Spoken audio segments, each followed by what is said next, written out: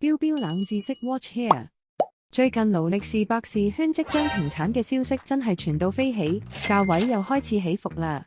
但除咗經典嘅紅藍配色，你又知唔知佢曾經喺太空同 Speedmaster 聯手救過3條人命？1970年4月，阿波羅13號喺去月球途中發生爆炸。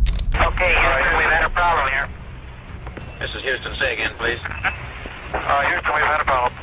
喺折返嘅過程中，太空人 Jack Swigert 左右開弓，一邊用 Speedmaster 嚟倒數，另一邊就帶住佢私伙嘅 GMT Master。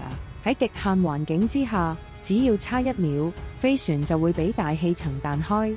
最後靠住呢2隻傳奇名錶同埋3位太空人嘅完美配合，佢哋先可以奇蹟生還。